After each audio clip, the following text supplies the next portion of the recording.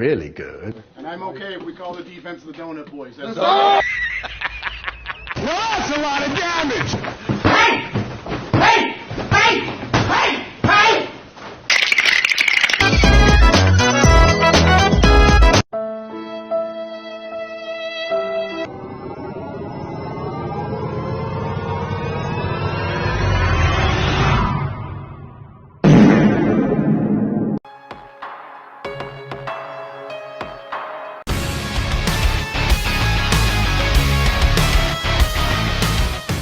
Good morning, afternoon, and evening, ladies and gentlemen. Welcome back to finally the Bombers defeat the BC Lions in a decisive, dominating victory, 50-14 at home field. And boy, this feels good. This is the first game I think the Bombers played 60 minutes.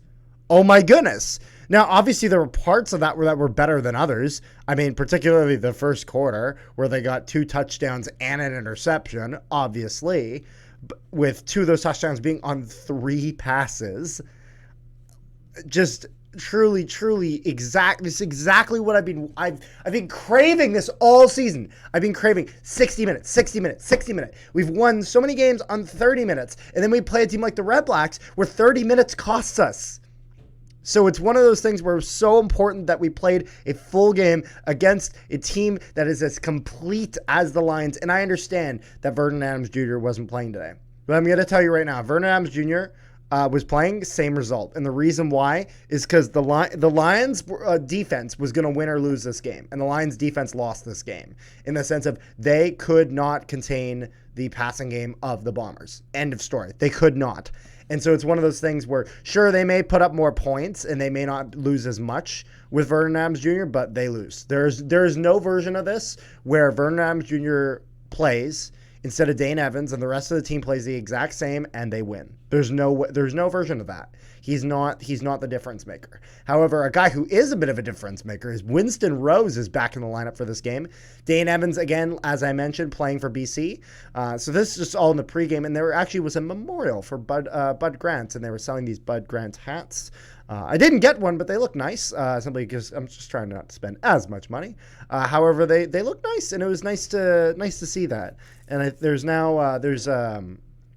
Coach of the Week award they give out to high school football coaches all around the city for Winnipeg, and they've now renamed it to the Bud Grant Award. So nice to see a respectful gesture to him. But let's get into this game. We got the first quarter here where the Lions would immediately go 2 and out. We'd have a nice pass for Lawler, and the second pass of the game for the Bombers, Dalton Schoen gets the touchdown. Oh my God, we're going for it!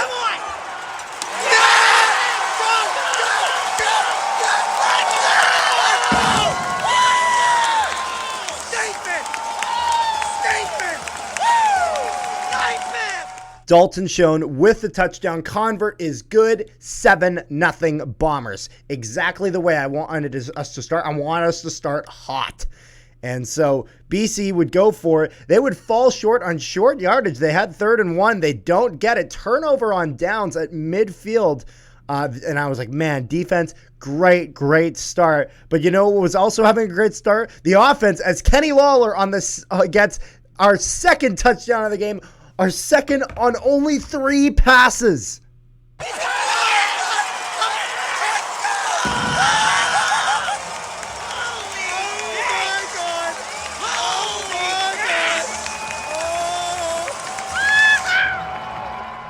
Lawler now with the touchdown. Absolutely unbelievable. Convert is good. 14-0 Winnipeg.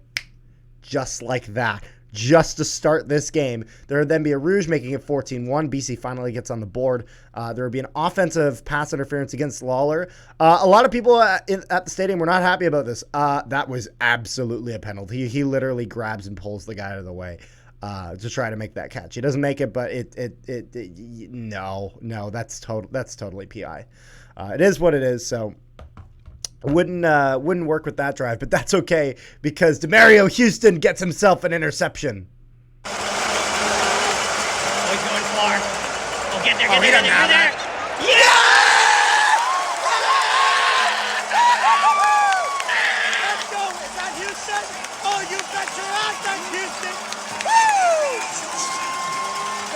beautiful, man! Woo!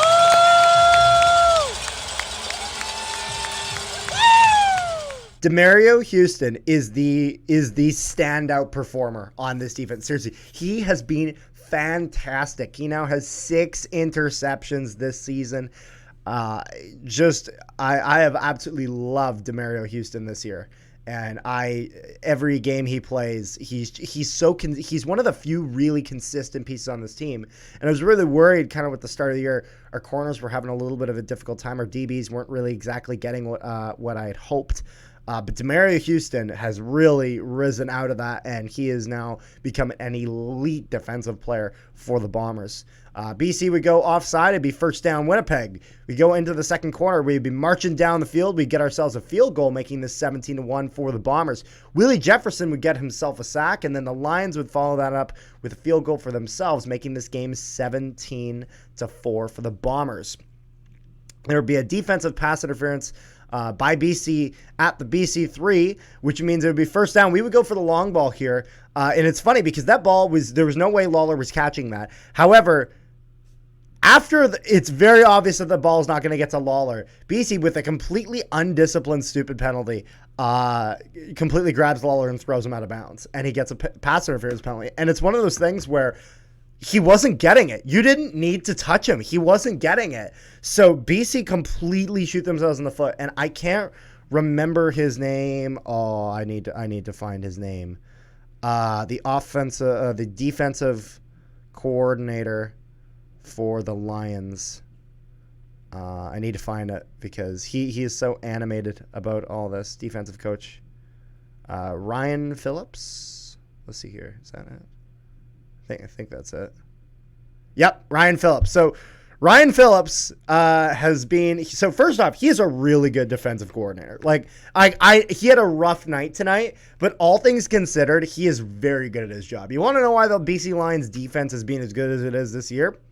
That's a big reason why. Seriously, absolutely fantastic defensive coach. He was losing his mind over this. On the sidelines, and rightfully so. One of his players took an incredibly stupid penalty, which essentially gave up a touchdown because it put us at 3 yards away. Like we were gonna get it, and we do get it as Brady Oliveira gets his first touchdown of the game. Yeah! Oh, easy! There we go! Woo!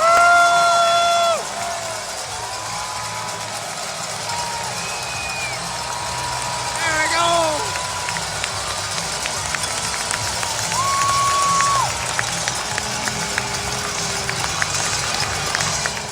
Oliveira with the touchdown. Convert is good. 24-4 for your Winnipeg Blue Bombers. And then 1 interception is good. 2 is better, though. Brendan Alexander gets himself an interception.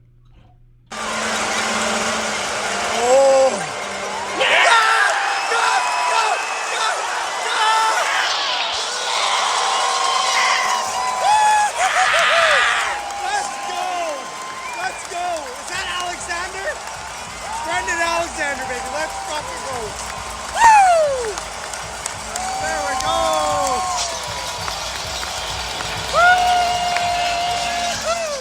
Alexander with the interception. BC would go offside, and then the Bombers would get themselves a field goal, making this 27-4 for the Bombers. Jake, at this point, the Lions do a change at quarterback. Evans goes out, and John Davis goes in.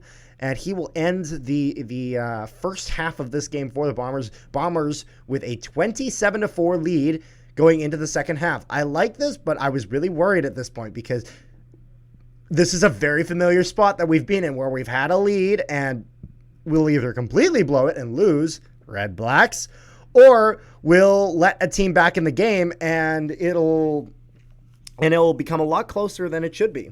And we've done that. However, we don't do that today, and I'm so happy. So let's go to the third quarter where there would be a good drive to start. Although I will say quick thing about the halftime, they had a bunch of dogs running around and they were like throwing frisbees to it and they were doing like little obstacle courses. Everybody loves dogs. It was great. The crowd was very much into it. But let's start the third quarter. There would be a good drive, and then Nick Dembski would get himself his first touchdown of the game right off the bat. Oh! Oh! Yeah! Woo! There we go! There we go! Woo! Let's go! That was Dembski. We got one for Dembski now. Woo! Dembski with the touchdown. Convert is good. 34-4 for Winnipeg. 30-point lead.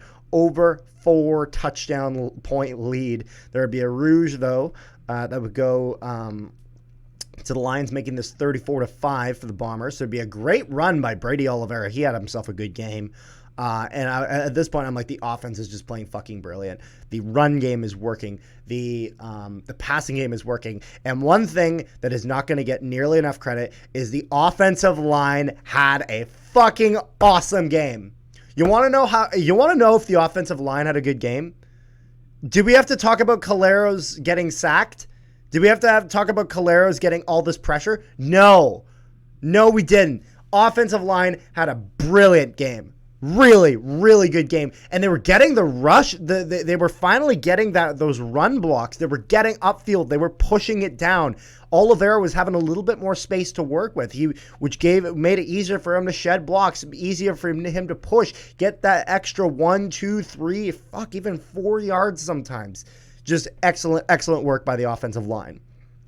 We would get ourselves a field goal, making this 37-5 for the Bombers. And then Walker and Jeffcoat on defense would get themselves a joint sack.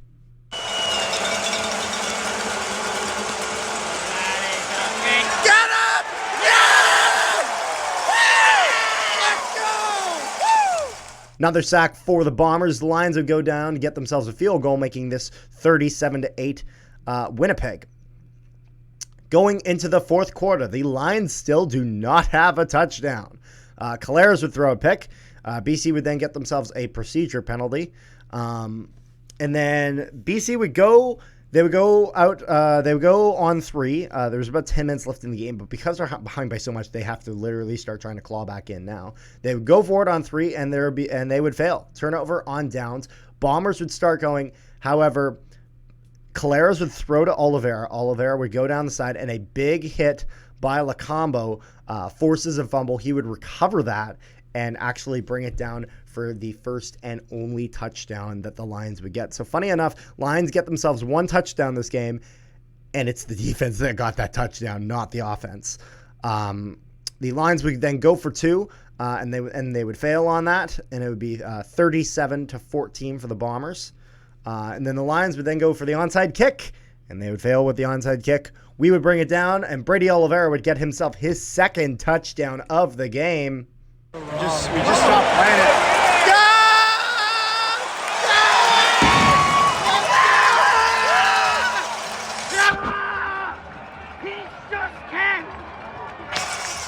Gets the touchdown. Convert hits the upright this time. Does not count. 43-13 Winnipeg. Hits the upright, but it doesn't go in afterwards, sadly. So it is what it is. Go back and forth a little bit. There would be a turnover on downs with the Lions pressuring again on 3rd down. They wouldn't get that Bomber ball. And then Drew Brown goes in. The Drew Brown train is back in, baby. Let's go. There would be a big pass for Kenny Lawler by Drew Brown, and then another pass for Dalton Schoen, getting that touchdown. Max Murphy's song was. Does he have it? Nope, there we go. Woo! 49. Just need the convert. Convert is good. 50-14 Bombers. Lions would take themselves an illegal procedure penalty. And then at the very end of the game, the BC Lions would be the ones taking the knee to put this game out of its goddamn misery. You know it's bad when you're kneeling to end your own suffering. Oh boy. So how do I feel about this game? Holy crap. Why can't we play like this game every day? Seriously, everything was working the way it should. Players were playing to their potential. Like, it's one of those things where I've said it repeatedly that the Bombers, on paper, still have the best team. They have the most skill. They have struggled to put it all together neatly. and roll with that. And it's one of those things where if we play like this against the Argos, we are fucking beating the Argos. I don't give a shit that they're 7-0. I don't give a shit. Seriously, it's one of those things where it's like we have a half decent record being second in the West playing half games. Holy crap. Imagine if we started playing full games. If we started playing full games, it would just be a very different story. And this is exactly what I wanted. This is what I want to see moving forward. And this is the standard now. Seriously. Not like 50 points, but playing 60 minutes. Is this team capable of it? Answer, absolutely. We saw it tonight. Seriously. We didn't beat the Red Blacks, but we showed up to beat the Lions. The Lions are way better than the Red Blacks. It is what it is, though. And so I hope to see this effort moving forward. Let me know what you guys thought of this game in the comment section down below. And also, for those asking, is the title of this video a reference to the Barbie movie? You're fucking right, it is. It absolutely is. It's just, I don't know. It's trendy right now, so it's kind of funny. There's a bunch of other ideas I have, but it's kind of like it's all over the news, and the marketing of that movie is fucking crazy, so I had to do it now. But let me know what you guys thought of this game and this video in the comment section down below. And yeah, I will see you guys next, or make sure you like, share, and subscribe. I'll see you guys next time.